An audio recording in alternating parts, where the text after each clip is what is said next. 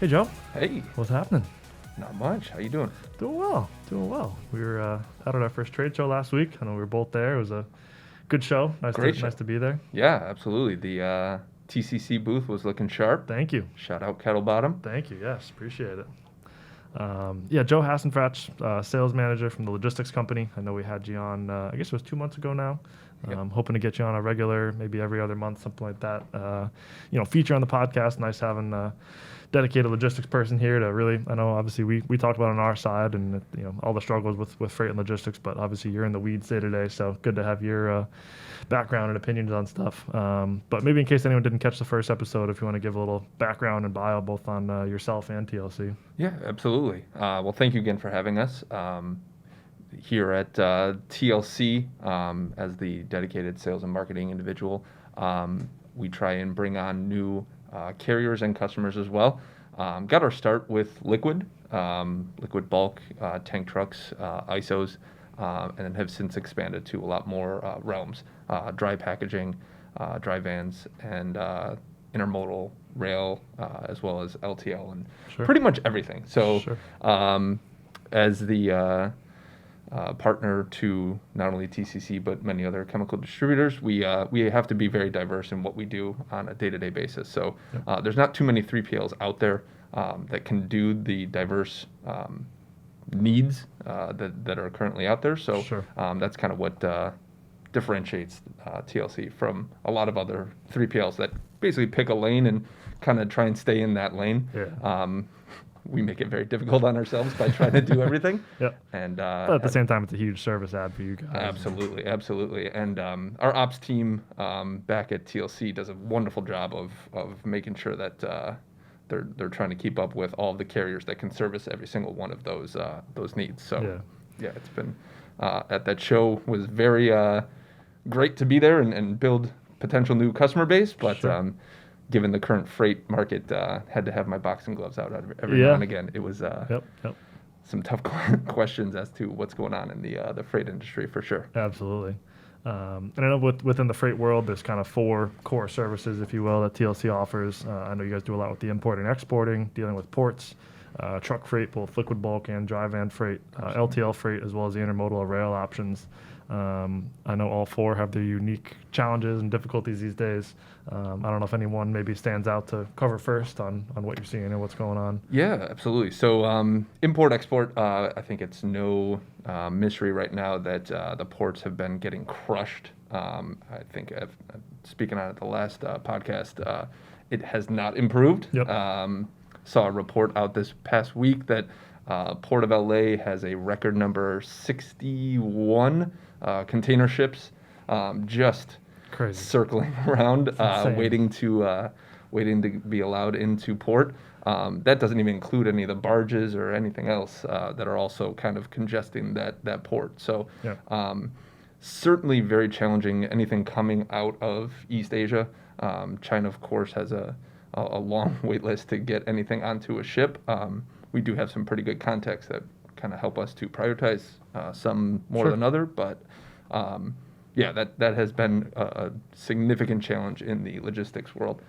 Port New York, New Jersey, we're seeing a lot more success with anything coming in that's dry.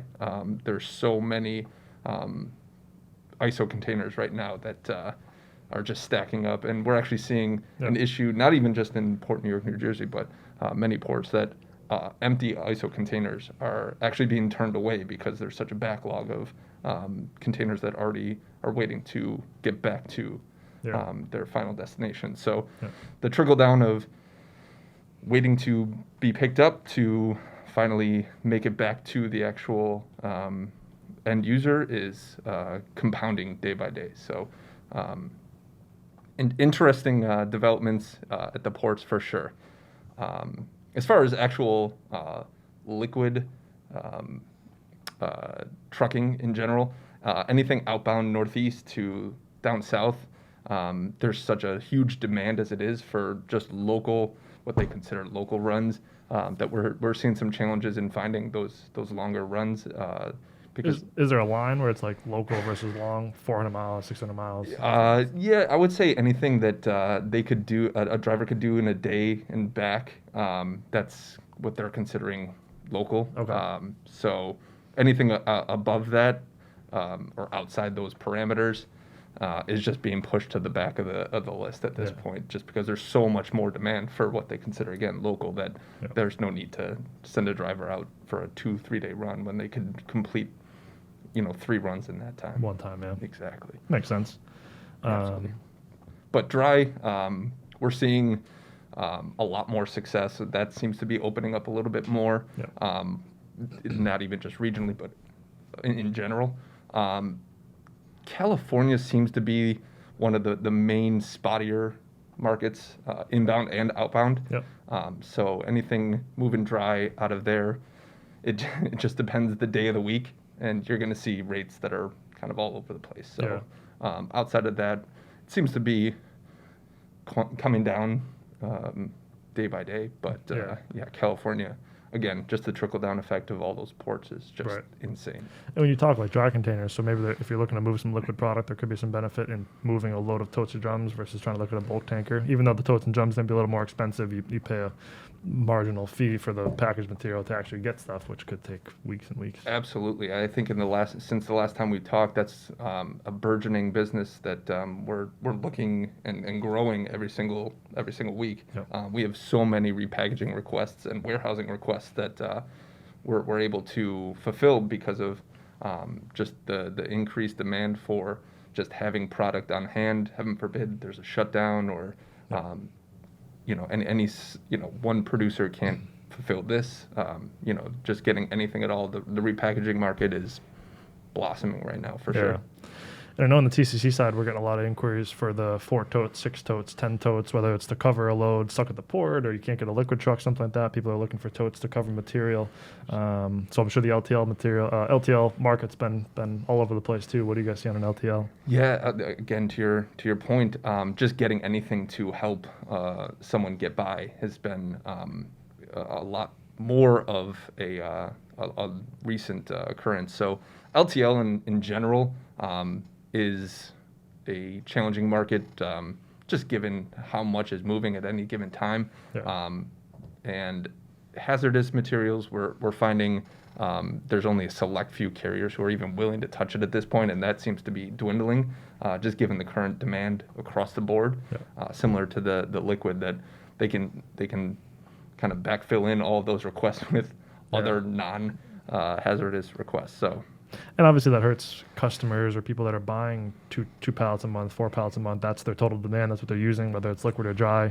All these people that are historically bulk users now taking up this LTL capacity. It's obviously trickles down, like you said, to now hurting some of these, quote unquote smaller for TCC's business, but quote unquote smaller, users. So it's Absolutely challenging for everybody. Yeah, and we're seeing the lead times are more necessary than ever, and there's a certain point that end users are either going to have to bend to whatever the new norm is as far as the significant increases in pricing that we've been seeing, or try and plan out a lot further ahead as far as getting larger quantities to fulfill that demand.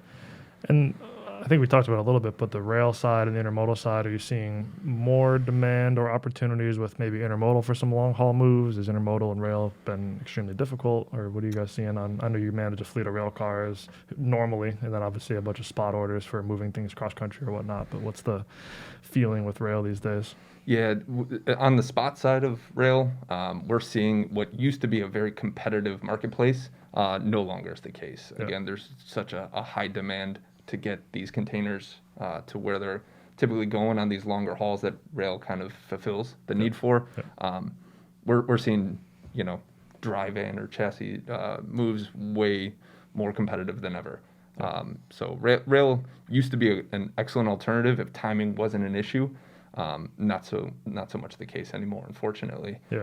But we do have a good dedicated team that moves those cars for us. So that business that was always there is being completely unaffected. So What about the regular business? Like I know you manage whatever it is, 20, 30 rail cars for regular business customers that buy rail car quantities and need large quantities. Is it kind of business as usual? Has rail been any more or less difficult for the regular business? no, given those relationships that we already had for those rail cars, there's been no real issue. It's just a matter of planning those out and Sure. properly communicating, not only with us but also the rail themselves as far as what we need and Yeah. when we need it. So Yeah.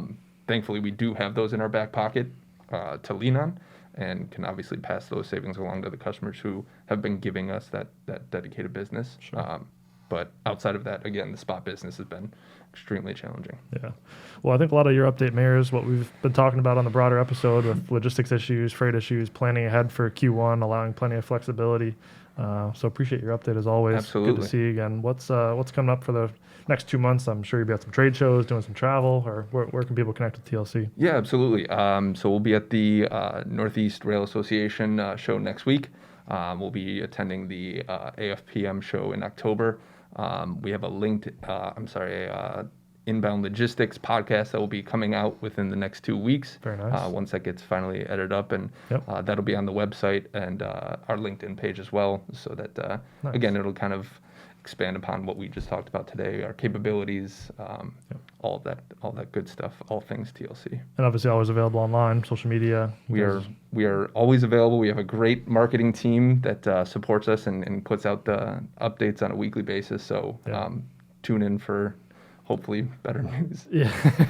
Fingers crossed. Fingers Yeah, crossed. Absolutely. We'll link up the TLC social media pages and website wherever you're streaming this down below. Make sure to put your maybe email address and website down there, so I'm sure anyone can reach out directly to you Absolutely. for any inquiries or even just ask some questions about what's going on. Be happy to. But yeah, great to have you back on the episode, and we'll hope to have you on here in the next 2-3 months. Hoping for a much more positive outlook. I hope so. Yes. I hope so. Thank you, Joe. Appreciate it. Absolutely. Thank you.